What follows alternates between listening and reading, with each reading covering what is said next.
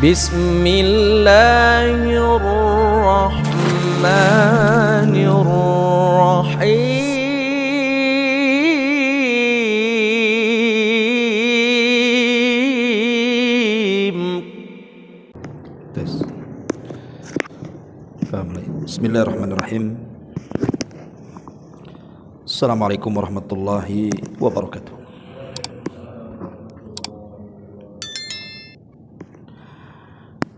Bihamdillah wassalatu wassalamu ala rasulillah wa ala alihi wa sahbihi wa mawalah wa la hawla wa la quwwata illa billahi wa ba'du. Hadirin dan hadirat yang dimuliakan Allah Subhanahu wa taala, alhamdulillah di malam ini kita bisa duduk kembali untuk bertalabul ilmi di Masjid Al-Fajri Jodoh Batam.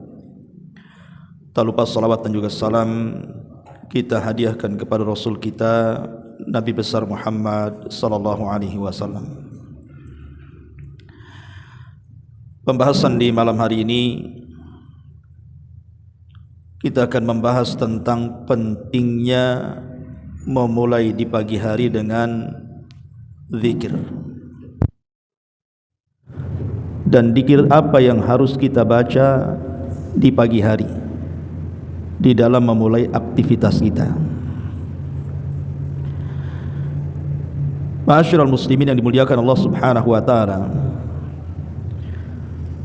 kita tahu bahwa ada anjuran bagi setiap muslim dan juga muslimah untuk membaca zikir pagi dan petang. Dan subhanallah, semua lafaz yang diajarkan Rasul untuk dibaca di pagi dan petang hari itu semua isinya kalimat tauhid, kalimat la ilaha illallah. Saya akan contohkan dua zikir saja.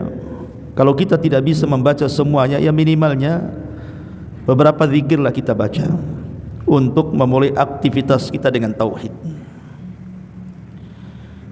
Pertama, ya biasa membaca surah kursi, kemudian juga al-ikhlas, muawwidzatain. Ini kan isinya semua tauhid. Adapun zikir yang diajarkan Nabi sallallahu alaihi wasallam, minimalnya dibaca satu kali di sore atau di pagi hari, adalah asbahna wa asbaha mulku lillah walhamdulillah la ilaha illallah wahdahu la syarikalah lahul mulku wa lahul hamdu wa huwa ala kulli syai'in qadir. Kami telah memasuki waktu pagi dan kerajaan hanya milik Allah, termasuk segala pujian hanya milik Allah. Tidak ada sesembahan yang berhak disembah kecuali Allah, yang tidak ada sekutu baginya. Kerajaan hanya miliknya, begitu juga semua pujian hanya miliknya. Atau lafaz yang lainnya,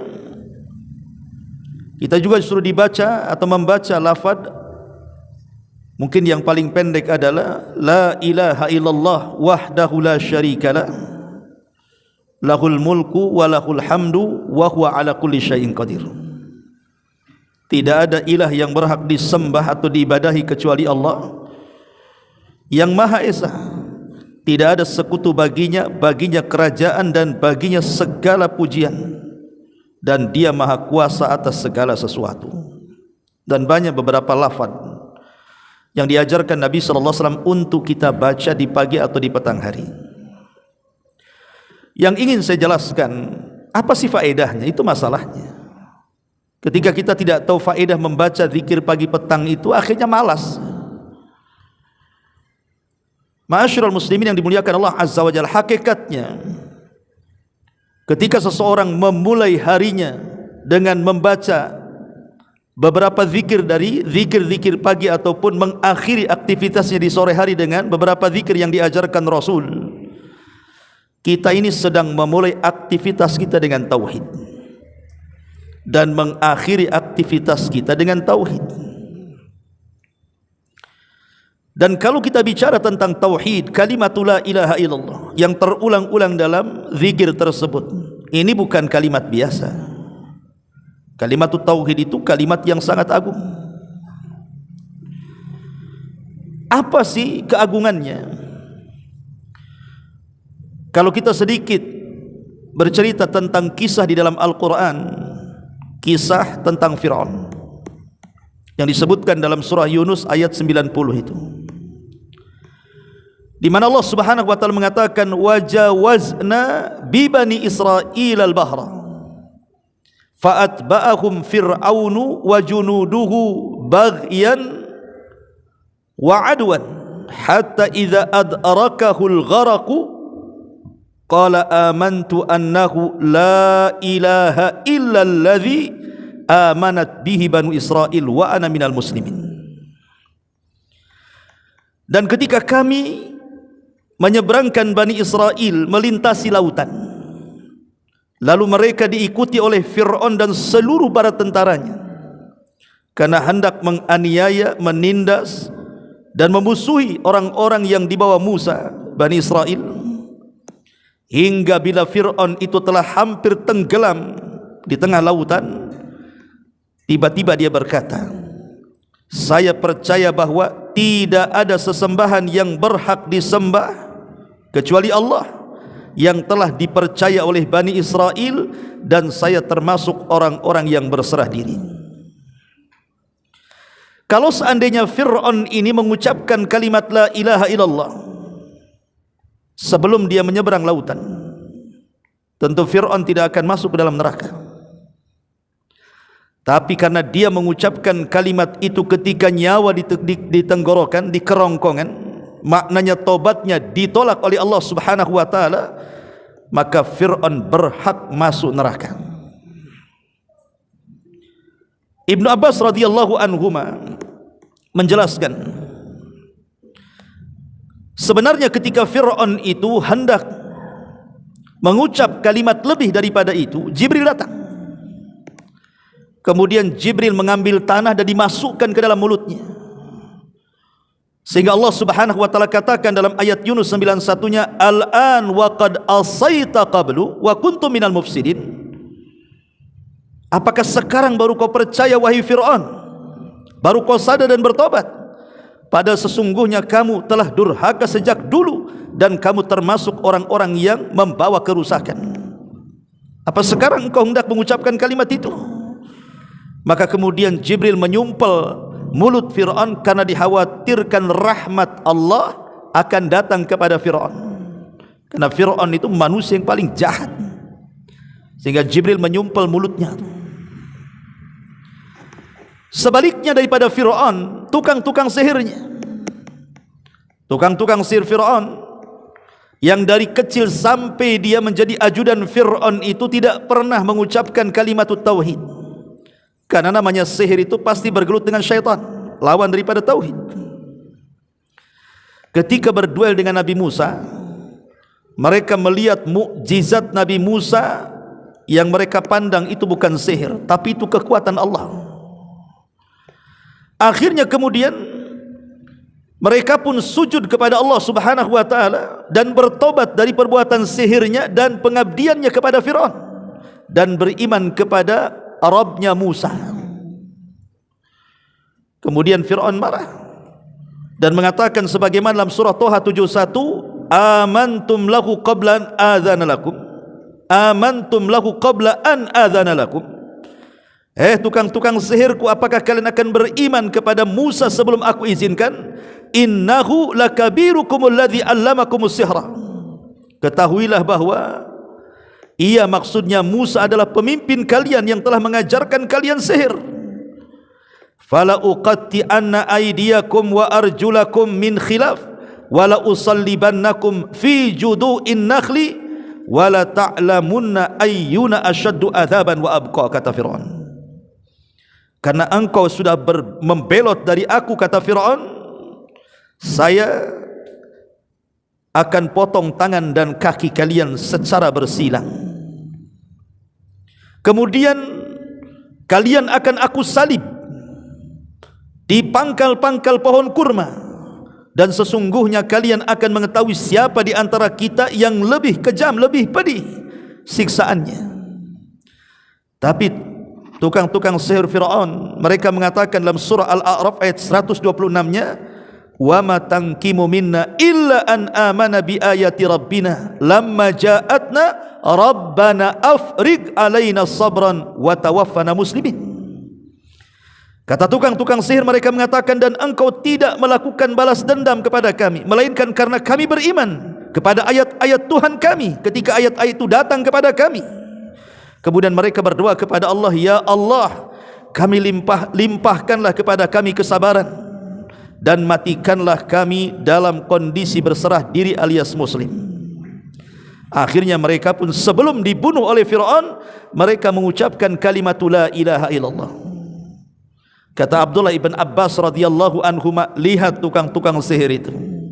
Di pagi hari mereka tukang-tukang sihir yang jahat, di sore hari mereka menjadi para syuhada yang baik. Subhanallah. Kalimat la ilaha illallah membalik semuanya. Kalau seandainya tukang-tukang sihir ini mengikuti Fir'aun, tentu mereka tidak akan masuk surga. Mereka akan masuk neraka selamanya.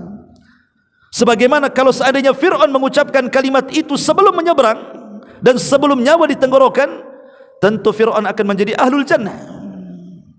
Itulah kalimat tauhid la ilaha illallah, ikhwan.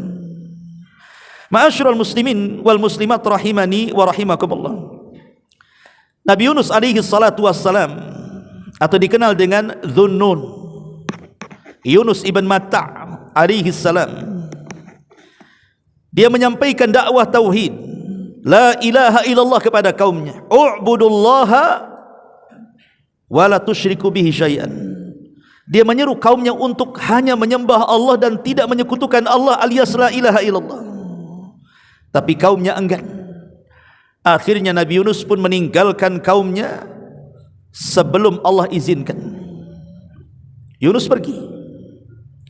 Ketika Nabi Allah Yunus alaihi salatu wassalam kemudian berada di perahu, kemudian Nabi Yunus alaihi salatu wassalam tiba-tiba dikejutkan perahu itu berhenti di tengah-tengah lautan. Kenapa dihentikan Allah? Padahal tidak ada kerusakan dalam perahu itu. Rupanya perahu itu kebanyakan beban dan hampir tenggelam. Akhirnya kemudian semua beban perahu itu dijatuh-jatuhkan ke lautan, tapi juga masih berat juga bebannya karena ombak yang sangat kencang. Terpaksalah mereka harus membuang salah satu dari para penumpang untuk menyelamatkan orang banyak dan mengorbankan satu atau dua orang dari mereka. Diundilah dalam perahu itu. Rupanya keluar pula lah Nabi Yunus itu. Kata pemilik perahu, nampaknya dia orang saleh, dari penampilannya janganlah dia kasihan. Yang lain saja, kalau bisa preman aja lah. Dikocok lagi, dia lagi. Akhirnya mereka mengatakan, jangan-jangan engkau pernah melakukan dosa wahai fulan. Kata Nabi Yunus baru sadar, iya, mungkin di kesalahanku. Akhirnya dia pun menerjunkan diri dari kapal itu. Rupanya Allah sudah sediakan ikan yang sangat besar menelan Nabi Yunus alaihi salam. Kemudian dibawa ke dasar lautan. Yunus pun mengalami 3 kegelapan. Gelap di perut ikan, gelap di dasar lautan, dan gelap di tengah malam. Entah berapa hari, berapa bulan, berapa tahun, wallahu a'lam. Ulama tidak menjelaskan berapa lamanya Yunus itu dalam ikan. Tetapi Nabi Yunus alaihi salatu wassalam terus berzikir kepada Allah azza wa jalla dan bertasbih. Allah subhanahu wa ta'ala mengatakan dalam surah Al-Anbiya 87, wa dhannuni idh dhahaba mughadiban fadhanna alla naqdira alaihi fanada fi dhulumati alla ilaha illa anta subhanaka inni kuntu minadh dhalimin. Dan ingatlah kisah Dhunnun Nabi Yunus itu, ketika dia pergi dalam keadaan marah, lalu dia menyangka bahwa kami tidak akan menyulitkannya, maka dia pun berdoa dalam keadaan yang sangat gelap, mengalami 3 kegelapan tadi. La ilaha illa anta, tidak ada sesembahan yang berhak disembah kecuali engkau ya Rabb. Subhanak, maha suci engkau ya Rabb. Inni kuntu minadh dhalimin, sesungguhnya aku termasuk hamba yang zalim. Kenapa aku meninggalkan kaumku sebelum kau izinkan? Lihat bagaimana tasbih Nabi Yunus. memulai dengan kalimatut tauhid, la ilaha illa anta subhanak inni kuntu minadh dhalimin. Ketika Nabi Yunus terus mengulang-ulang kalimat ini, malaikat yang ada di langit mereka mengatakan, ya Rabb, sautun ma'ruf wa ma'lum fi makanin ghairi ma'lum. Ya Rabb, ini suara kami kenal, suara ini. Ingat bahwa kalau kita ini mengucapkan kalimat-kalimat baik, kalimat-kalimat semata-mata kita mengucapkan kalimat baik, entah berupa zikir, baca Quran, dakwah atau apapun, tanpa menunggu malaikat mengangkatnya, sudah terangkat ke langit. Tapi kalau amalan badan, kita bersedekah, kita sholat, kita puasa, itu malaikat yang hantar amalan kita ke langit setiap Senin dan Kamis. Tapi kalau kalimat yang baik, tanpa perantara malaikat, dengan sendirinya dia naik ke langit. Makanya malaikat mengatakan di hadapan Rabb, ya Rabb, ini kalimat ma'ruf dari hamba yang ma'ruf, tapi tempatnya tidak tahu di mana dia. Jadi malaikat itu hanya mencatat orang-orang yang ada di dasar bumi saja, karena dia tidak mengetahui bahwa Yunus itu ada di dasar lautan. Akhirnya kemudian Allah Subhanahu wa taala mengatakan, dialah hambaku Yunus alaihi salam. Makanya Allah Subhanahu wa taala kemudian berfirman di dalam surah As-Saffat ayat 144 sampai 146, falaula innahu kana minal musabbihin la labisa fi batnihi ila yaumi yub'atsun fanabadnahu bil ara wa huwa sakim fa ambatna alaihi syajaratun min yaqtin. Kalaulah sekiranya Yunus ini tidak termasuk orang-orang yang banyak mengingat Allah, bertasbih, niscaya dia akan tetap tinggal di perut ikan itu sampai kiamat dibangkitkan. Kemudian kami lemparkan dia ke daerah yang tandus, sedang dia dalam kondisi sakit lemah karena memang dalam perut ikan, tidak makan, tidak minum, ya. Dan kami tumbuhkan untuk dia sebatang pohon dari jenis tumbuhan labu. Ketika kemudian Allah perintahkan untuk memuntahkan ikan itu, ikan pun memuntahkan tanpa mengunyah Nabi Yunus, kemudian dilempar ke padang tandus. Tiba-tiba Allah tumbuhkan apa itu? Labu. Dan labu ini banyak vitaminnya, ikhwan. Labu ini makanan kesukaan Nabi. Sampai Anas bin Malik radhiyallahu anhu mengatakan, setelah aku tahu Rasul suka labu, maka aku tidak pernah meninggalkan makan labu. Banyak-banyak makan labu antum. Nabi Yunus makan labu di sini, sehat dia. Ya. Ma'asyiral muslimin yang dimuliakan Allah Azza wa Jalla. Lihat bagaimana tauhid menyelamatkan kesulitan. Jadi kalau kita dalam kondisi terbebani dengan beban hidup, banyaklah mengucapkan tauhid. La ilaha illallah. Itu kalimat yang bisa menyelamatkan kita dari kesulitan. Lihat Nabi Yunus. Lebih jauh daripada itu, Ibrahim alaihi salatu wassalam, ketika dia menghancurkan patung-patung Namrud, kemudian dia dipanggil dan dikatakan, a anta fa'alta bi alihatina ya Ibrahim, apa engkau yang melakukannya Ibrahim, menghancur-hancurkan patung itu? Kata Ibrahim, tidak, bal fa'alahu kabiruhum hadha, itu yang melakukan patung yang gede itu, palunya ada di situ. Tetapi ketika mereka tidak bisa berhujjah dengan cara pikiran, mereka mulai berhujjah dengan cara kekerasan. Kemudian mereka mengatakan, terutama para menteri-menteri di sekitar Namrud, harikuhu wangsuru alihatakum in kuntum fa'ilin. Tangkap Ibrahim, bakar dia, tolong patung-patung kalian. Ya, harusnya patung yang nolong kita, ini patung yang ditolong kita. Akalnya di mana coba? Tolong Tuhan-Tuhan kalian katanya. Ini yang nolong terbalik, harusnya Tuhan nolong kita, masa kita tolong Tuhan? Bakar dia, tolong Tuhan-Tuhan kalian jika kalian hendak melakukan sesuatu kepada orang yang jahat ini. Akhirnya Ibrahim pun kemudian disiapkan api yang menyala dengan sangat tinggi, sampai kalau ada burung itu terbang dia jatuh saking panasnya di atas. Kemudian disiapkan manjanik itu ketepel besar. Kemudian Ibrahim pun diletakkan di manjanik, kemudian dilempar ke dalam api dalam kondisi terikat. Saat melayang itulah Ibrahim alaihi salatu wasallam membacakan tauhid. Yang ini pun dibacakan Nabi saat ditakut-takuti akan datang pasukan besar menyerang Madinah. Padahal ketika itu Rasul baru mengalami kekalahan di Uhud.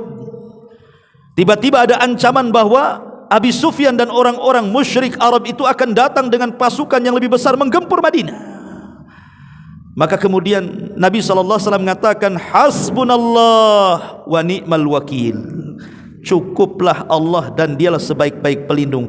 Inilah makna dari kalimat la ilaha illallah. Hasbunallah itu kandungan dari makna kalimat la ilaha illallah. Maka disebutkan dalam Sahih Bukhari, ketika Allah Subhanahu wa taala kemudian memasukkan Ibrahim ke dalam api, dia pun langsung mengucapkan hasbunallah wa ni'mal wakil. Padahal sebelumnya para malaikat sudah siap-siap menolong Ibrahim itu. Di antaranya adalah bagaimana malaikat-malaikat itu menawarkan diri. Jibril menawarkan, kemudian Mikail menawarkan untuk menurunkan hujan, kemudian malaikat-malaikat yang lain siap menawarkan untuk menolong Ibrahim.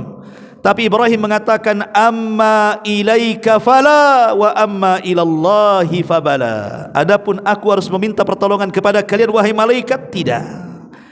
Tapi kalau engkau menyuruh aku meminta pertolongan kepada Allah, ya. Sejak itu Ibrahim mengatakan, hasbunallah wa ni'mal wakil, ni'mal maula wa ni'man nasir. Ketika semata-mata Ibrahim mengucapkan kalimat tauhid, apa yang terjadi? Allah berfirman kepada api, kul ya naru kuni bardan wa salaman ala Ibrahim. Api, jadilah kau dingin. Selamatkan Nabi Ibrahim. Coba kalau ayatnya titik di kalimat bardan, ini bahaya ikhwan. Kalau seandainya ayat kul ya naru kuni bardan, wahai api jadilah dingin, mungkin satu dunia api dingin, tidak bisa untuk ngopi. Bagaimana caranya? Tetapi ayat ini tidak titik sampai di sini, ada komanya. Wasalaman, selamatkan ada Ibrahim atas Ibrahim. Jadi api itu hanya dingin untuk Ibrahim saja. Tapi jangan pula antum jadi Ibrahim. Kul ya naru kuni bardan wasalaman ala Ibrahim. Ada rumah kebakaran, masuk antum di situ. Ya tidak bisa. Dinginnya api untuk Ibrahim, antum masuk api, keluar tinggal tulang. Ya. Ma'asyiral muslimin, karena banyak itu dukun-dukun itu, mereka kemudian yang mengatasnamakan dukun hitam putih itu, kadang-kadang putihnya karena dukun, karena baca-baca Quran, hitamnya karena dukun gitu. Makanya dukun hitam putih itu kadang-kadang disuruh baca Quran pula dia. Seperti umpamanya surah Yasin. Ketika Nabi SAW kemudian keluar dari rumah, mata Abu Jahal dan para pengikutnya tidak tahu kalau Rasul keluar itu, membaca pula surah Yasin. Ya bayangkan, nggak ada kaitan itu mukjizat Nabi. Kita tidak punya mukjizat. Atau memegang ayat ini.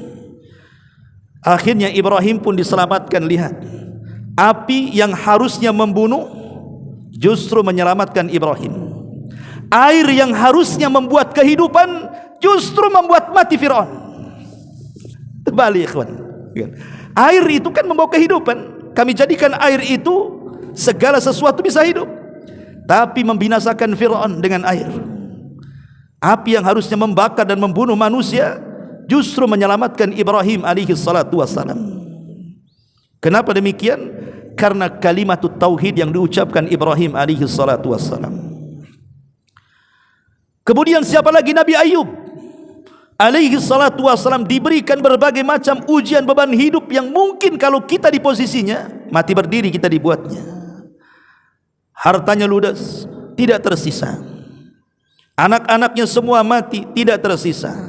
Tidak cukup sampai di situ, bulian manusia terjadi karena Ibrahim kemudian mendapatkan penyakit yang belum ada dalam kaumnya. Kata Imam Ibnu Katsir, penyakitnya Nabi Ayub, Nabi Ayub itu dari kepala sampai kaki penuh dengan benjol, isinya nanah dengan darah dan gatal. Gimana kehidupan? Orang pun menjauh, membuli. Terpaksalah Ibrahim harus hidup, Ayub harus hidup dengan istrinya di perbatasan desa karena tidak mungkin bergaul dengan manusia. Tapi Nabi Ayub bersabar. Yang tidak sabar istrinya. Biasa istri tak sabar. Biasanya suami sabar. Istri yang tak sabar kan? Atau antum yang tak sabar pula. Ya. Jadi Istrinya mengatakan kepada Nabi Ayub, wahai suamiku, engkau kan seorang nabi, berdoalah kepada Allah. Kalau engkau berdoa kepada Allah, fa innaka sayastajibulak, fa innahu sayastajibulak, pasti dia Allah mengabulkan doa-doamu. Kau seorang nabi, berdoalah kepada Allah, minimalnya penyakit pula disembuhkan. Tapi Nabi Ayub mengatakan kepada istrinya, saya mau tanya sama kamu, berapalah kita ini diberikan nikmat? Kata istrinya, sekitar 70 tahun. Sekarang berapa waktu Allah memberikan ujian kepada kita? Baru 18 tahun. Lebih panjang mana nikmat yang diberi ataukah ujian yang ditimpakan? Lebih banyak nikmat. Kata Ayub kepada istrinya, seandainya aku dicoba seperti ini sepanjang Allah memberikan nikmat kepadaku, 70 tahun Allah berikan nikmat, kemudian Allah berikan ujian kepadaku 70 tahun, ini belum seberapa, kata Ayub. Subhanallah. Tetapi masalahnya Ayub juga manusia sama seperti kita. Ketika ada 2 orang temannya, dari seluruh temannya yang menjauhi hanya 2 orang tuh yang suka menjenguk Ayub tuh. Yang satu mengatakan kepada kawannya, jangan-jangan Ayub itu dikutuk oleh Allah. Kata kawannya, jangan kau mengatakan seperti itu, dia itu hamba yang saleh. Kenapa kau bisa mengatakan dia dikutuk? Ya kau coba lihatlah penyakit Ayub itu, semakin hari semakin parah, tidak ada satu pun tanda akan sembuh. Kalau bukan kutukan apa namanya? Akhirnya kemudian orang ini mengatakan, ini yang membuat Ayub sedih itu, jangan-jangan Ayub itu melakukan dosa yang tidak pernah dilakukan kaumnya. Kita tidak tahu dosa apa itu, sehingga dikutuk akhirnya. Maka masuklah ucapan ini ke telinga Ayub. Tidak sabar dia dengan ucapan itu. Akhirnya dia pun mengatakan kepada Allah Subhanahu wa taala, inilah kalimatut tauhid. Rabbi inni massaniyadh-dhurr wa anta arhamur rahimin. Ya Rabb, aku tahu semua musibah ini datang dari kamu.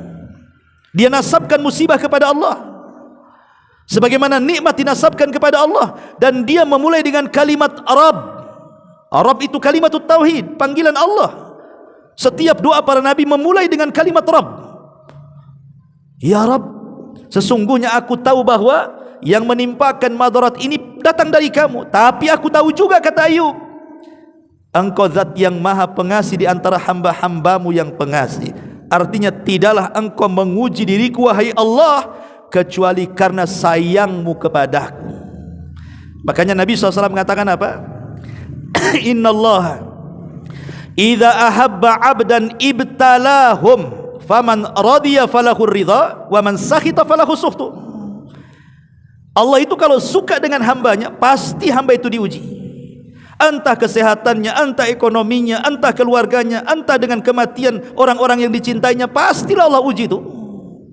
Tapi siapa yang redha dengan ujian, dia mendapatkan redha Allah, dan siapa yang murka dengan ujian, dia pun akan mendapatkan murka Allah Subhanahu wa taala. Ayub mengajarkan kepada kita keredhaan dalam ujian. Ketika dia terus mengulang-ulang kalimatut tauhid, Rabbi inni massaniyadh-dhurr wa anta arhamur rahimin, tiba-tiba Allah datangkan semua nikmatnya. Kekayaannya Allah lipat gandakan 2 kali lipat, anak-anaknya Allah lipat gandakan 2 kali lipat, kemudian penyakitnya Allah sembuhkan, dan Allah buat Ayub semakin muda lagi. Siapa yang mengganti? Allah Subhanahu wa taala. Kenapa Allah ganti? Karena Ayub mengajarkan kepada kita kalimatut tauhid, sandarkan sesuatu itu kepada Allah Subhanahu wa taala, la ilaha illallah. Ma'asyiral muslimin yang dimuliakan Allah Azza wa Jalla, termasuk nabi kita.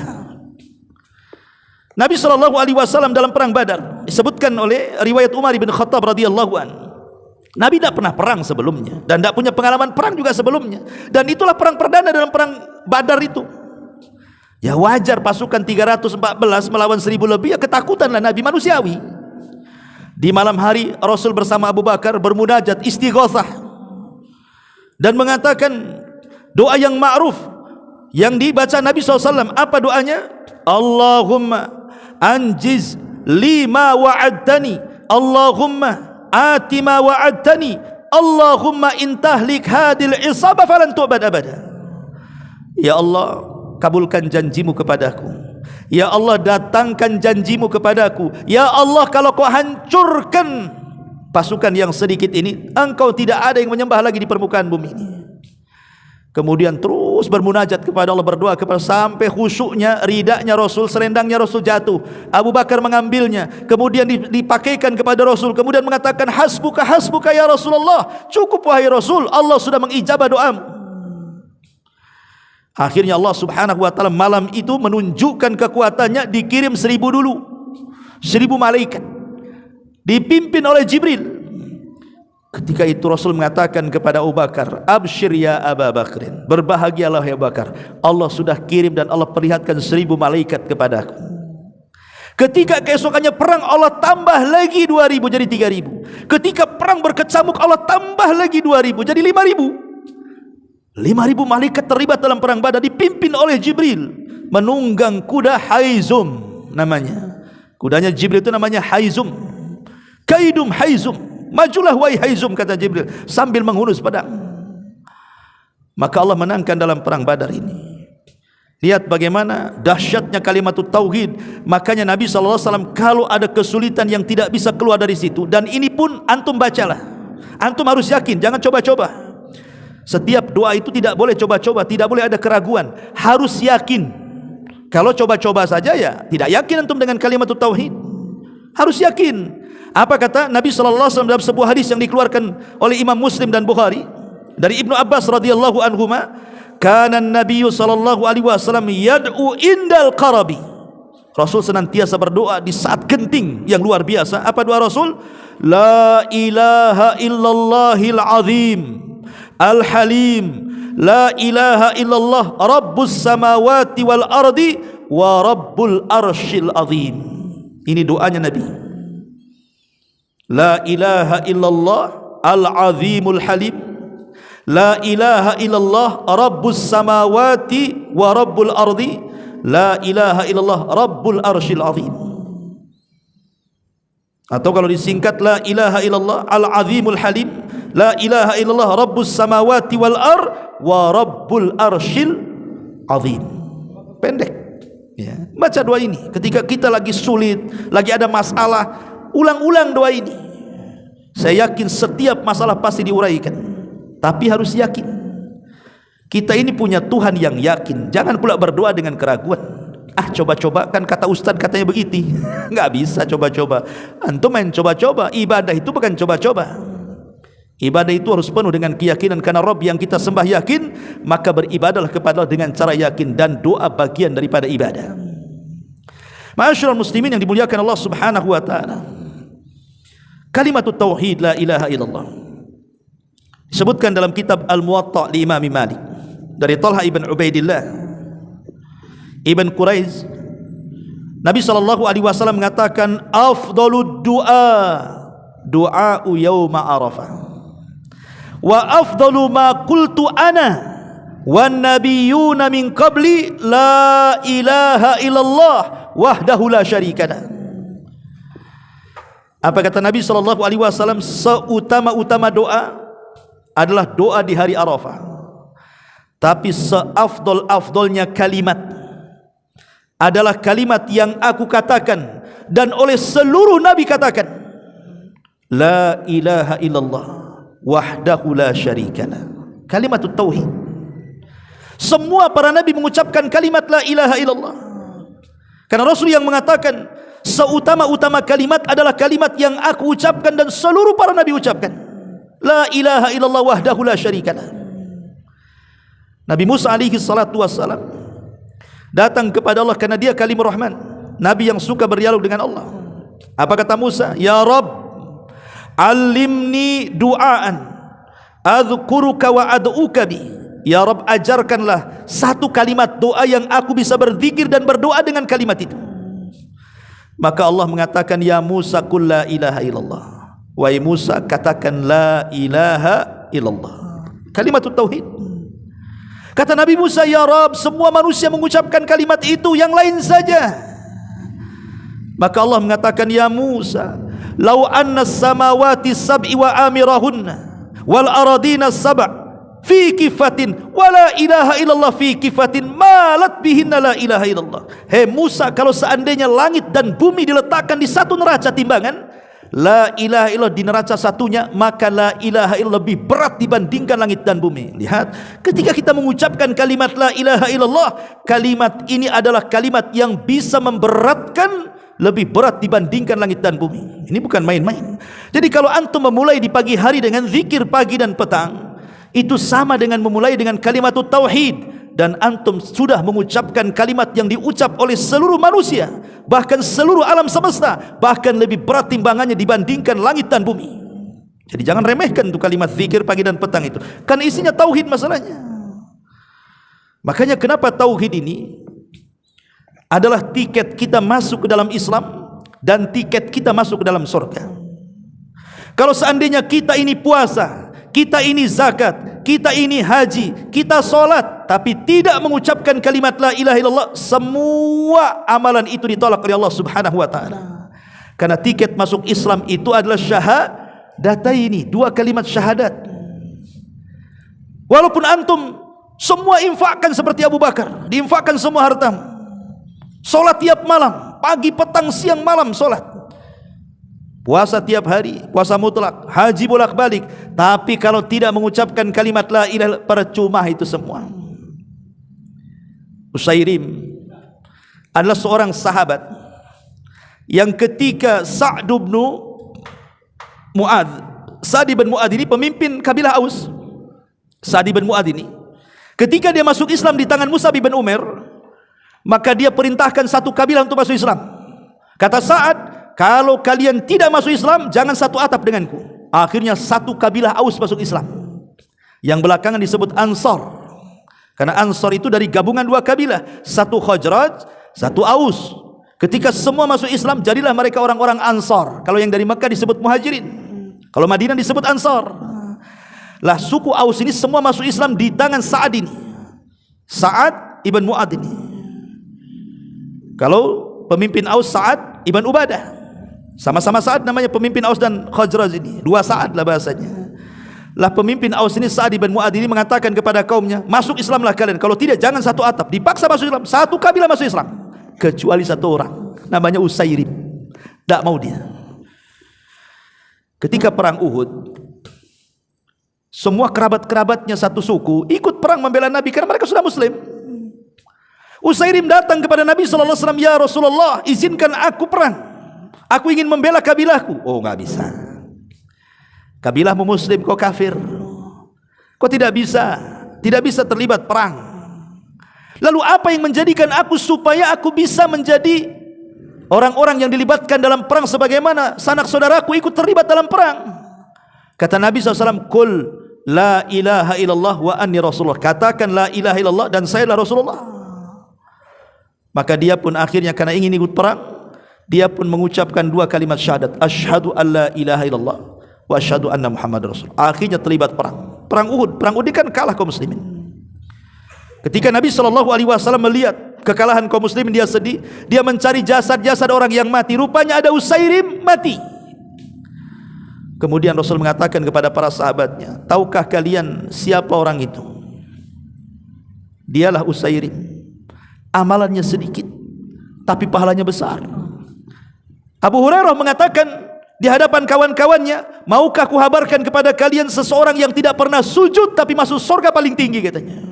Kata sahabat yang lain, mana ada wahai Abu Hurairah, enggak pernah sujud kok bisa masuk surga yang paling tinggi. Kata Abu Hurairah, ada, dialah Usairim. Seandainya Usairim ini tidak mengucapkan kalimat tauhid, kemudian masuk ke dalam perang, dipastikan masuk neraka. Tapi karena dia mengucapkan kalimat tauhid, kemudian dia masuk dalam pertempuran, kemudian dia mati syahid, apa kata Rasul?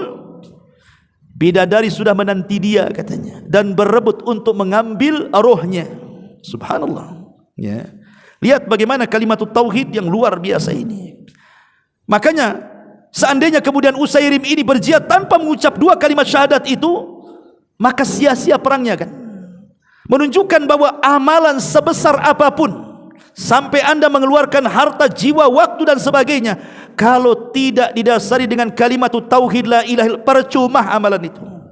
Makanya kenapa kemudian tidak ada manusia yang mengucapkan kalimat tauhid kecuali akan disaksikan oleh Allah Subhanahu wa taala. Kalau seandainya kita dalam solat, antum Allahu Akbar, kemudian imam mengatakan ghairil maghdubi alaihim waladdallin, kemudian imam mengatakan amin dan antum mengatakan amin, apa kata Rasul? Barang siapa yang aminnya mencocoki amin para malaikat, dosa-dosa kita akan diampuni. Ini ucapan amin. Kalau mencocoki ucapan aminnya para malaikat, diampuni dosa kita. Macam mana dengan ucapan la ilaha illallah? Yang Allah katakan syahidallahu annahu la ilaha illallah wal malaikatu wa ulul ilmi qa'iman bil qisti la ilaha illahu huwal azizul hakim, kata Allah. Syahidallahu annahu la ilaha illahu. Allah bersaksi kepada dirinya bahwa tidak ada sesembahan yang berhak disembah kecuali dirinya. Begitu juga malaikat bersaksi tentang la ilaha illallah. Begitu juga para ulama bersaksi tentang la ilaha illallah. Makanya siapa yang mengucapkan kalimat la ilaha illallah, maka dia termasuk ahlil ilmu. Karena Allah yang mengatakan fa'lam annahu la ilaha illahu wastaghfir lidzambik. Lihat bagaimana Allah mendahulukan kalimat tauhid sebelum orang itu istighfar. Kalau seseorang beristighfar, ya Allah ampuni dosa aku sudah banyak dosanya, aku sudah banyak maksiatnya, ya Allah ampuni aku, astagfirullahaladzim, diampuni dosanya? Tidak diampuni dosanya sampai dia mengucapkan kalimat la ilaha illallah. Karena Allah mendahulukan la ilaha illallah, fa'lam, ketahuilah annahu la ilaha illallah, annahu la ilaha illahu, bahwa Allah itu sesembahan yang tidak berhak disembah kecuali Dia. Baru Allah katakan wastaghfir lidzambik, baru kau minta ampun. Berarti tauhid dulu baru tobat. Makanya kalau kita melihat lafaz daripada Sayyidul Istighfar, perhatikan Sayyidul Istighfar itu, penghulunya istighfar, Allahumma anta rabbi la ilaha illa anta khalaqtani wa ana abduk wa ana ala ahdik wa wa'dika mastata'tu wa a'udzubika min syarri ma sana'tu abu'u laka bi ni'matika alai wa abu'u laka bi dzambi faghfirli innahu la yaghfirudz dzunuba illa anta. Allah dahulukan tauhid, baru kemudian di akhir faghfirli, ya Allah ampuni. Tauhid dulu baru minta ampun, gitu maksudnya.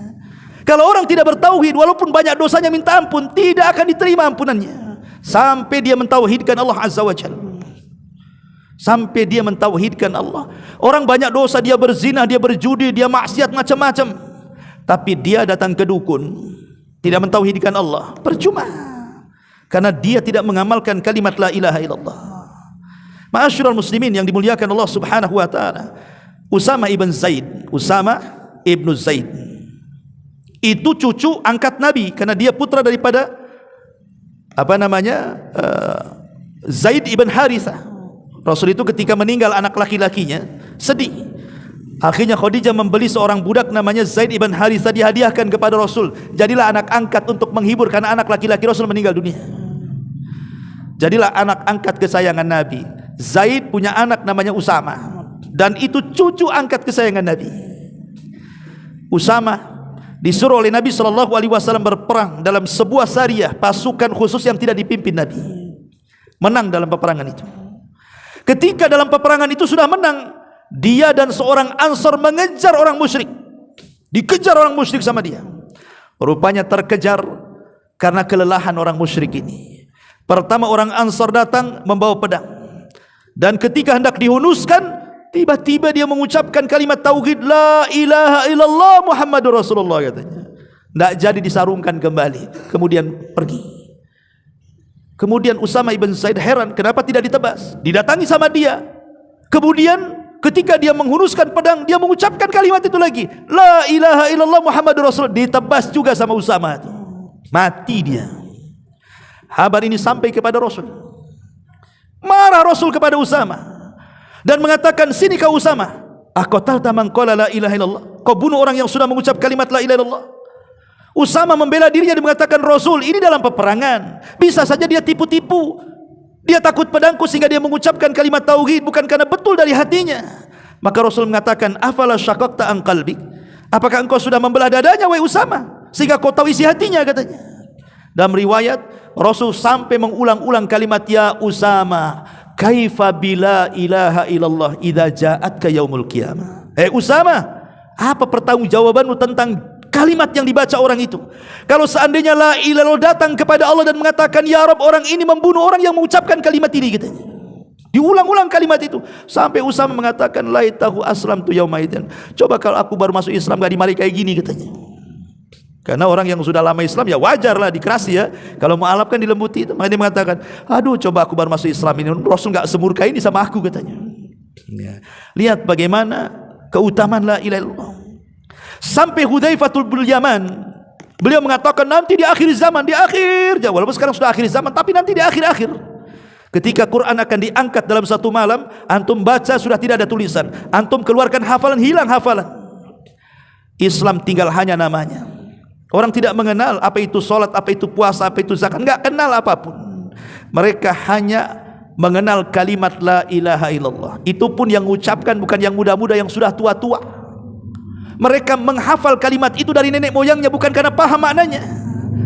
Kemudian Hudzaifah ditanya oleh sahabat yang bertanya soal atunjihi kalimatul la ilaha illallah, apakah bisa menyelamatkan kalimat la ilaha illallah yang mereka baca padahal mereka tidak paham maknanya? Maka Hudzaifah bin Yaman mengatakan, ya, tetap akan bermanfaat kepada mereka. Minimalnya kalau mereka masuk neraka, mereka tidak dikekalkan di dalamnya. Karena la ilaha illallah satu-satunya tiket masuk surga.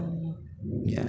Ma'asyiral muslimin, maka jangan pernah remehkan zikir pagi dan petang. Itu memulai dengan tauhid dan mengakhiri dengan tauhid. Ini bukan perkara penting zikir ini. Ya. Belum lagi kemudian kalimat tauhid ini bisa kemudian seseorang itu terhindar dari syaitan. Setan tidak mungkin dekat-dekat sama kita, karena yang membuka kuncinya sendiri setan sendiri yang ngomong gitu. Jadi ketika Abu Hurairah menjaga zakat mal ketika Ramadan, dicuri pula tuh makanan zakat itu. Ditangkap malam pertama, kemudian dilepas alasannya karena dia orang miskin, anaknya butuh makan. Malam kedua mencuri lagi, kena tangkap lagi. Kemudian akan dilaporkan kepada Rasul. Kemudian dia ngeles lagi, anakku lagi lapar, katanya. Malam ketiga menyuri lagi, kata bro, tidak bisa, kau tiap malam tuh nyuri makan tuh. Kau akan kubelaporkan dan kubawa kepada Nabi. Tiba-tiba dia mengatakan, Abu Hurairah, lepaskan aku, maukah aku ajarkan kepadamu, apabila engkau baca ayat ini sebelum tidurmu, kau tidak akan didekati setan, katanya. Apa itu? Kemudian orang ini mengucapkan kalimat ayat kursi. Ayat kursi itu kalimat tauhid, karena dimulai dengan la ilaha illallah, kan? Allahu la ilaha illa huwal hayyul qayyum la ta'khudhuhu sinatun ila akhiril ayat. Itu kalimat tauhid, ayat kursi itu. Maka keesokan harinya Rasul sudah tahu itu. Kata Rasul, tahukah engkau, wahai Abu Hurairah, yang kau tangkap itu siapa? Tidak tahu, wahai Rasul. Dia adalah setan, katanya. Shadaqaka wa huwa kadzub. Untuk masalah ini benar, tapi umumnya dia itu pendusta. Khusus satu masalah ini dia benar, katanya. Maksudnya kalau tidur baca ayat kursi itu benar, tapi selain ini dia pendusta, jangan kau benarkan. Lihat kalimat tauhid yang terkandung dalam ayat kursi dibocorkan sama setan sendiri, bahwa setan tidak akan dekat-dekat dengan orang yang bertauhid itu. Ma'asyiral muslimin yang dimuliakan Allah Subhanahu wa taala. Lebih daripada itu, tentu kalimat tauhid adalah kalimat yang merupakan tali kuat untuk menjaga Islam dan iman. Selama tauhid la ilaha illallah masih ada dalam dada kita, maka Allah mengatakan, faman yakfur bitaghuti wa yu'min billah faqad istamsaka bil urwatil wuthqa lan fisama laha wallahu samiun alim. Barang siapa yang ingkar kepada taghut, kesyirikan, dan beriman kepada Allah alias tauhid, maka sungguh dia telah berpegang dengan tali yang sangat kokoh dan tidak akan pernah putus. Kata Imam Qurtubi, maksudnya tali yang sangat kokoh dan tidak terputus adalah kalimatul la ilaha illallah. Kalimat tauhid itu adalah tali kuat. Kalau kalimat itu masih menghujam dalam dada kita, maka mau dunia menghampiri dia pun tidak akan keluar dari Islam. Tapi kalau sudah tidak kokoh, banyaklah orang Batam murtad itu. Gara-gara faktor pernikahan, nikah dengan bule akhirnya jadi kafir, kan itu ya? Itu karena kalimatnya sudah tidak lagi kokoh dalam hatinya. Dia memilih dunia, ya. Ma'asyiral muslimin yang dimuliakan Allah Azza wa Jalla. Bahkan orang yang mentauhidkan Allah itu, dia akan dimantapkan jawabannya saat ditanya mungkar nakir. Allah katakan dalam Quran, yusabbitullahu alladhina amanu bil qawli tsabit fil hayatid dunya wa fil akhirah. Dalam surah Ibrahim 27 Allah mengatakan Allah akan memantapkan orang-orang yang beriman dengan jawaban yang mantap, baik di dunia atau di akhirat. Para ulama tafsir mengatakan maksudnya adalah pertanyaan mungkar dan nakir, man rabbuk, siapa Rabbmu, wa ma nabiuk, siapa nabimu, wa madinuk, apa agamamu. Karena dia orang yang bertauhid, maka dengan mudah dia mengucapkan Allah Rabbku, Muhammad nabiku, Islam agamaku.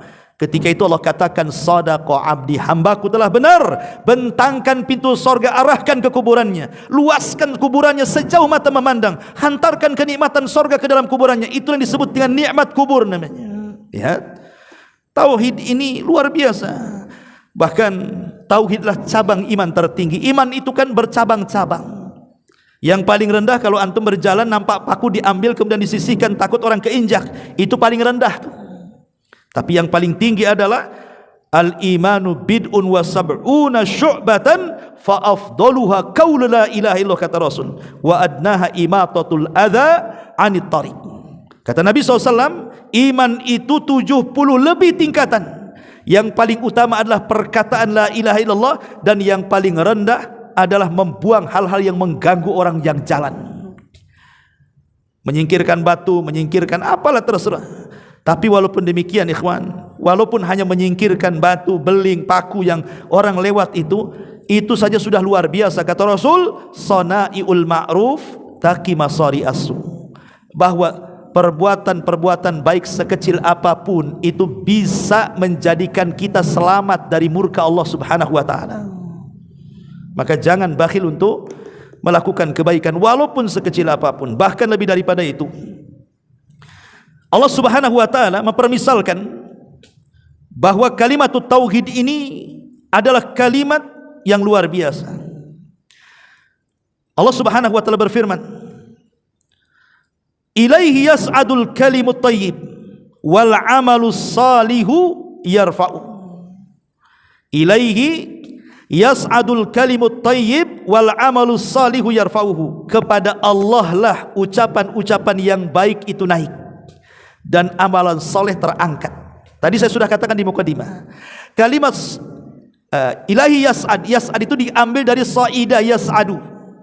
Kalau yarfa itu diambil dari rafa'a yarfa'u. Kalau sa'ida yas'adu artinya naik dengan sendirinya. Kalau rafa'a yarfa'u artinya dinaikkan oleh orang lain sehingga menjadi tinggi. Maksudnya begini, kalau ucapan yang baik itu terangkat dengan sendirinya sampai di hadapan Allah. Tapi kalau amal soleh berbentuk perbuatan itu diangkat para malaikat kemudian dihadapkan kepada Allah. Subhanallah, ya. Jadi jangan remehkan ucapan yang baik itu. Karena Rasul mengatakan qaulun ma'ruf shadaqatun, ucapan yang baik itu sedekah. Ya.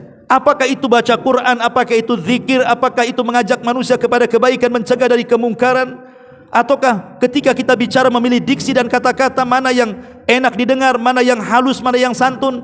Ini kalimat yang baik tidak harus menunggu malaikat diangkat, dia terangkat sendiri dia dan langsung ke hadapan Allah. Lihat bagaimana tingginya amalan lisan ikhwan.